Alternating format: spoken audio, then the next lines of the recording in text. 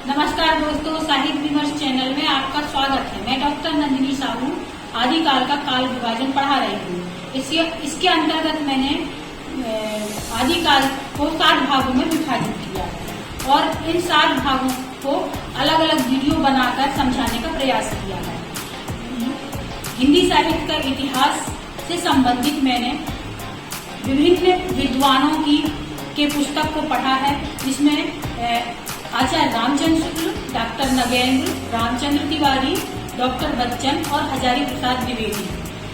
इन पुस्तकों को पढ़कर मैंने नोट्स तैयार किया है और ये notes net, set, TGT, PGT, diet प्रवक्ता आदि के परीक्षा उपयोगी सिद्ध होंगे। हिंदी साहित्य के इतिहास के अंतर्गत मैंने ट्रिक भी बनाई है, जिससे कवियों की रचनाएं ट्रिक पद्धति से आसानी से याद हो सके और हम समझ सकें। आदिकाल का विभाजन 7वीं से 14वीं सदी, ये डॉक्टर नगेंद्र ने माना है और शुक्ल जी ने संवत 1050 से 1375 विक्रम, अगर ईस्वी में कहें तो 993 ईस्वी से 1318 ईस्वी। अब आदिकाल को मैंने 7 भागों में विभाजित किया है। तो पहला है अपभ्रंश साहित्य, जिसका समय है 6वीं से 12वीं शताब्दी। दूसरा है सिद्ध साहित्य, जिसका समय है 8वीं से 12वीं शताब्दी। तीसरा है नाथ साहित्य, जिसका समय है 12वीं से 14वीं शताब्दी। चौथा है जैन साहित्य, इसका समय 10वीं से 12वीं शताब्दी। पांचवा रासो साहित्य, 9वीं से 14वीं शताब्दी। छठवां है लौकिक साहित्य, जिसका समय 11वीं से 14वीं शताब्दी। और 7वां है गद्य साहित्य, जिसका समय 10वीं से 14वीं शताब्दी है। अब ये 7 भागों में तो विभाजित किया है आदिकाल को। अब हम सबसे पहले देखते हैं अपभ्रंश साहित्य। तो अपभ्रंश साहित्य, अपभ्रंश हम किसे कहेंगे?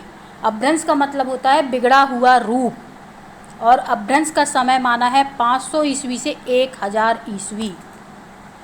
तो 500 से 1000 ईस्वी अपभ्रंश का समय है और 1000 ईस्वी से 1400 ईस्वी हजारी प्रसाद द्विवेदी ने माना है आदिकाल का समय, जिसका 1000 ईस्वी से 1400 ईस्वी। तो अपभ्रंश साहित्य बिगड़ा हुआ रूप है और अपभ्रंश को अपभ्रष्ट भी कहते हैं। ये संस्कृत के कुछ शब्द जो भ्रष्ट थे वे अपभ्रंश कहलाए। संस्कृत मतलब कि संस्कृत से इतर शब्द जो भ्रष्ट रूप में हैं वह अपभ्रंश कहलाए। जब से प्राकृत बोलचाल की भाषा न रह गई, तभी से अपभ्रंश साहित्य का आविर्भाव समझना चाहिए। इस पुरानी प्रचलित काव्य भाषा में नीति, श्रृंगार, वीर आदि की कविताएं तो चली ही आती थी। जैन और बौद्ध धर्माचार्य अपने मतों की रक्षा और प्रचार के लिए भी इसमें उपदेश आदि की रचना करते थे। प्राकृत से बिगड़कर जो रूप बोलचाल की भाषा ने ग्रहण किया, वह भी आगे चलकर कुछ पुराना पड़ गया और काव्य रचना के लिए रूढ़ हो गया, पुराना हो गया। अपभ्रंश नाम उसी समय से चला है। जब तक भाषा बोलचाल में थी, तब तक वह भाषा या देश भाषा ही कहलाती रही।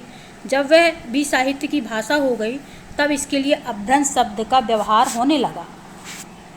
जैसा कि हमने पहले भी बता चुका है कि आदिकाल में हिंदी साहित्य के समानांतर संस्कृत और अपभ्रंश साहित्य की भी रचना हो रही थी। इसमें से संस्कृत साहित्य का सामान्य जनता तथा हिंदी कवियों पर उतना प्रत्यक्ष प्रभाव तो नहीं पड़ा था, पर अपभ्रंश साहित्य, जो उसको गंवारों की भाषा भी कहते हैं, तो अपभ्रंश साहित्य भाषा की निकटता के कारण, बोलचाल की भाषा के कारण साहित्य के लिए निरंतर साथ चलने वाली पृष्ठभूमि का काम कर रहा था। अब हम देखते हैं अपभ्रंश शब्द का पहला प्रयोग। तो अपभ्रंश शब्द का पहला प्रयोग हमें पतंजलि में मिलता है, और अपभ्रंश भाषा के अर्थ में पहला प्रयोग भामा ने किया है। और अपभ्रंश का स्वर्ण युग माना है 7वीं से 11वीं शताब्दी। इसे अभीरों की भी भाषा कहा जाता है।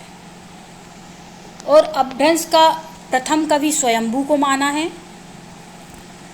और अपभ्रंश में प्रथम राम काव्य स्वयंभू का ही पौम चरेऊ, जो स्वयंभू हैं अपभ्रंश के कवि पौम चरेऊ अपभ्रंश में उनका प्रथम राम काव्य माना जाता है।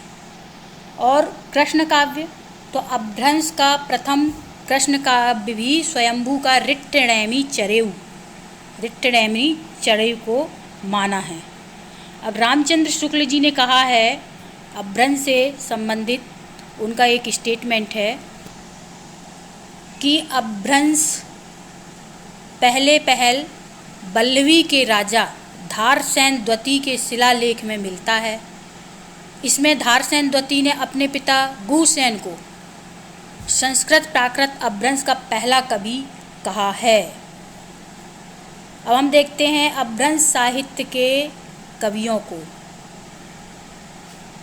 अब इसका कोड बनाया है मैंने, जो याद करने के लिए अपभ्रंश साहित्य के कवियों को। जोश पुष्प धरा, जो से जोएंदु जो 6वीं शताब्दी के हैं, सा से स्वयंभू 8वीं शताब्दी के हैं, और पुष्प से पुष्पदंत 10वीं शताब्दी के हैं, धनपाल 10वीं शताब्दी के हैं, राम सिंह 11वीं से 12वीं शताब्दी के हैं, और अब्दुल रहमान जिनका ग्रंथ है संदेश रासक, वो 12वीं और 13वीं शताब्दी के हैं।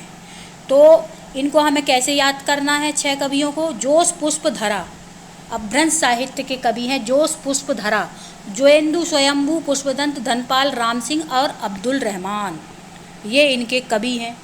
अब हम सबसे पहले देखते हैं जोएंदु। इनका एक और नाम है योगींद्र, योगींद्र भी इनको कहा जाता है। जोएंदु रहस्यवादी रचनाएं करते थे और अपभ्रंश में दोहा काव्य के प्रणेता जोएंदु ही माने जाते हैं। अपभ्रंश में दोहा काव्य के प्रणेता कौन है? जोएंदु। इनकी रचनाएं हैं परमात्म प्रकाश, दूसरी रचना है योगसार, इसका एक और नाम है योग सागर, और तीसरी रचना इनकी सवाए धम्म दोहा। परीक्षा के लिए ये उपयोगी हैं, ये रचनाएं पूछी जाती हैं। अब दूसरे कवि आते हैं स्वयंभू, जिनका समय है 8वीं सदी 783 ईस्वी।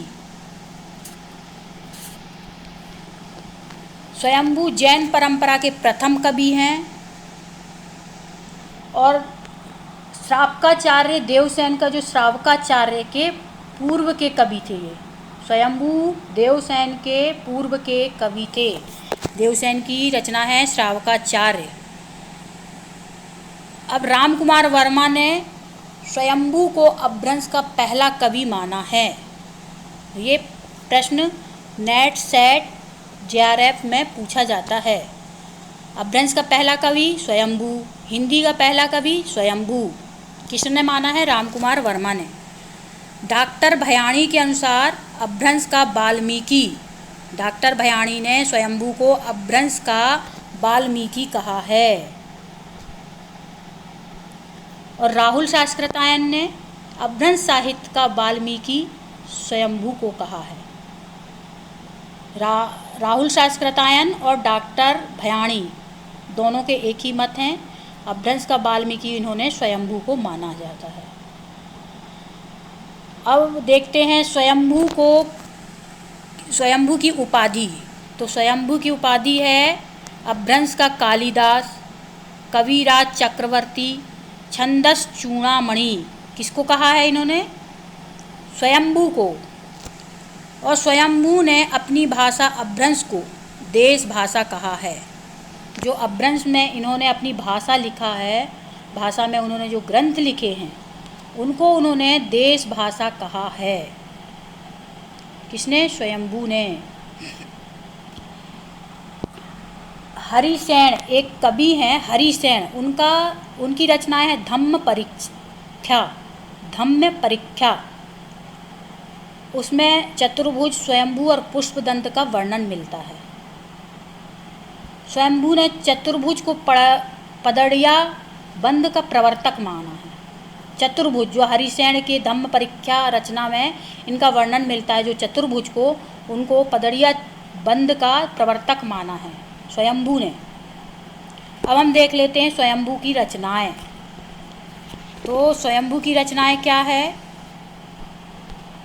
पौम चरेऊ, ये रामचरित महाकाव्य है ये, और जैन रामायण है। तो पौम चरेऊ जो है 5 खंड में है।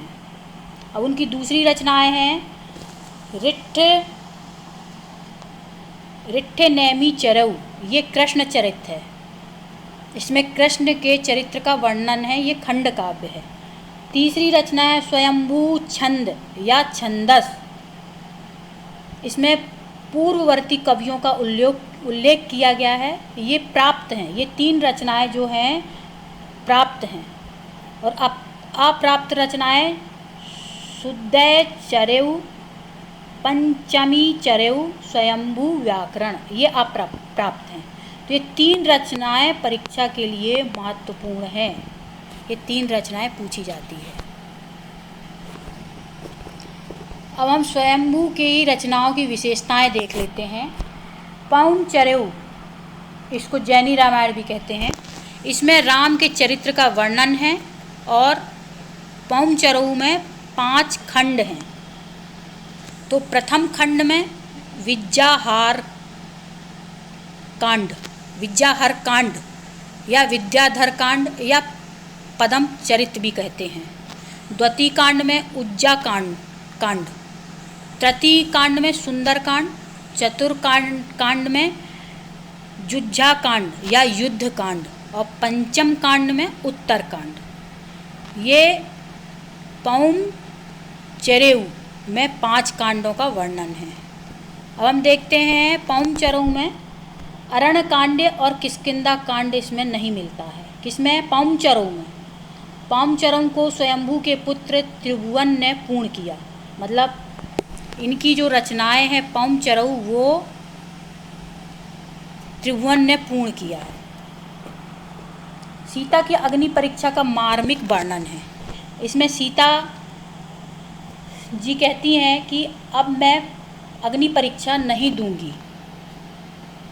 अब राम से सीता बोलती हैं कि अब मैं अग्नि परीक्षा नहीं दूंगी, अब ऐसा हो कि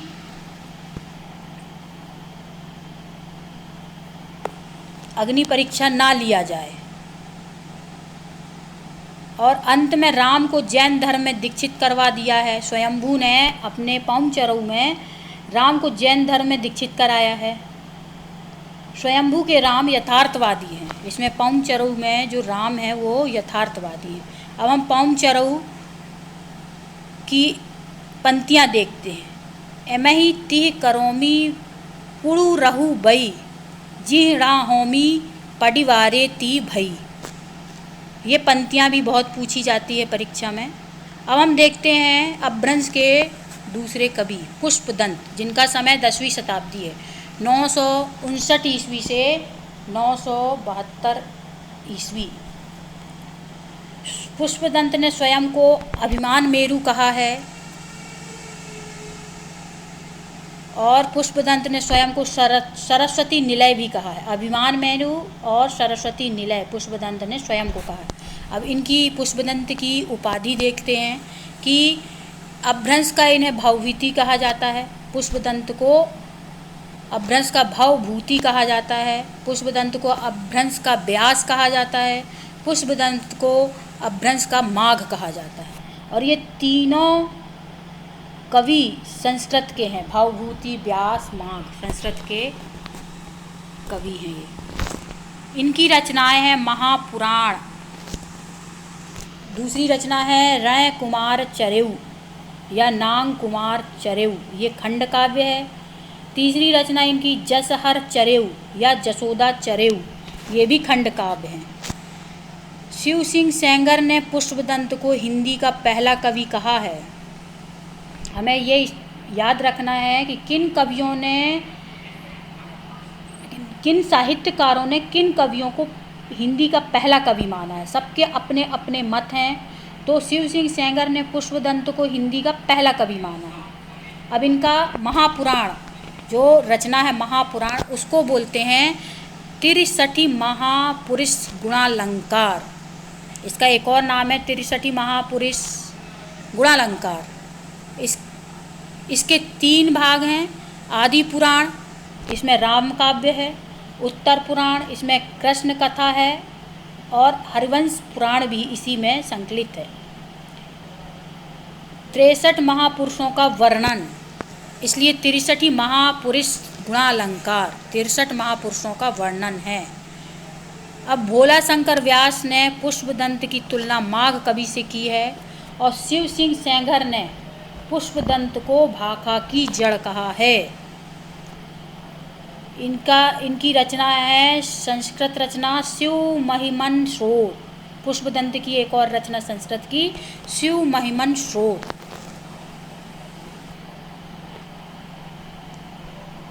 अब चौथे नंबर पे आते हैं धनपाल, जिनका समय है 10वीं सदी।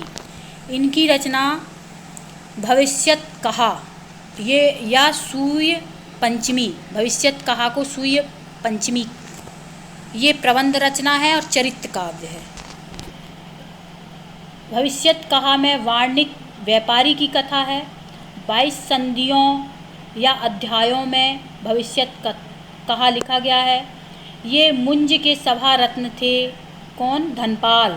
धनपाल मुंज के सभा रत्न थे और मुंज ने धनपाल को सरस्वती की उपाधि दी है। इनकी रचना में मनुष्य के हृदय की मार्मिक कथा का वर्णन मिलता है। अब हम देखते हैं राम सिंह, 5वें कवि अपभ्रंश के राम सिंह। इनकी रचना है पाहुण दोहा, दोहों का उपहार। पाहुण किसको बोलते? पाहुन, गाँव ग्रामीण भाषा में पाहुण मतलब मेहमान, पाहुना। तो ये दोहों का उपहार, पाहुण दोहा।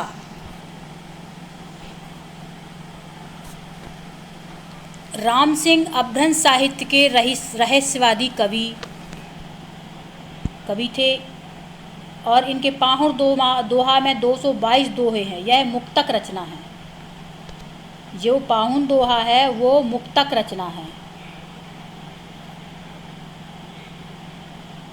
और पाहुण दोहा में रहस्यात्मकता की अभिव्यक्ति है। जैन साहित्य के सर्वश्रेष्ठ रहस्यवादी कवि राम सिंह हैं। ये पाहुण दोहा के जो कवि राम सिंह हैं वो जैन साहित्य के सर्वश्रेष्ठ रहस्यवादी कवि हैं। अब देखते हैं अब्दुल रहमान। इनका समय है 12वीं से 13वीं शताब्दी। इनका एक और नाम मिलता है अद्दहमाण, अब्दुल रहमान या अद्दहमाण। ये जो दो नाम हैं, नेट, JRF, सेट, डाइट प्रवक्ता के जो एग्ज़ाम है इसमें ये दूसरे नाम भी मिलते हैं, दूसरे नाम भी आ जाते हैं। तो अब्दुल रहमान का नाम अद्दहमाण। इनकी रचना है संदेश रासक, बहुत इम्पोर्टेंट रचना है संदेश रासक। यह खंड काव्य है। अब्दुल रहमान पहले मुस्लिम कवि हैं, पहले भारतीय कवि जिन्होंने इस्लाम में लिखा है। पहले मुस्लिम कवि, भारतीय मुस्लिम कवि हैं जिन्होंने इस्लाम में लिखा है। और ये धार्मिक काव्य नहीं है संदेश रासक, ये धर्मेतर काव्य है। धर्म से इतर मतलब धार्मिक नहीं है, धर्म से हटकर काव्य है। इनके संदेश रासक में 12 मासा का वर्णन मिलता है और हिंदी नक्सिक परंपरा का प्रारंभ संदेश रासक से ही हुआ है। हिंदी में नक्सिक परंपरा का प्रारंभ, नक्सिक परंपरा का प्रारंभ संदेश रासक में। और नक्सिक वर्णन विक्रमपुर की रानी का वियोग वर्णन,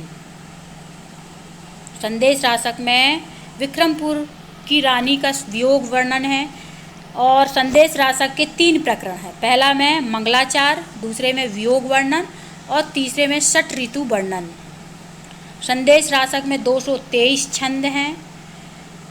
हजारी प्रसाद जी द्विवेदी ने अब्दुल रहमान को हिंदी का प्रथम कवि माना है। अब्दुल रहमान को हजारी प्रसाद द्विवेदी ने हिंदी में पहला कवि माना है। और शिव सिंह सेंगर ने किसे माना है? अभी हमने देखा था, पढ़ा है अपन ने। शिव सिंह सेंगर ने किसको माना है पहला कवि? हिंदी का पहला कवि कहा है पुष्पदंत को।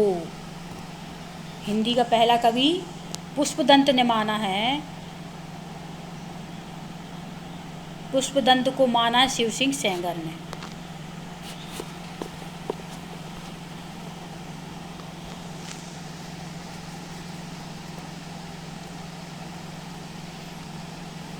अब यहाँ एक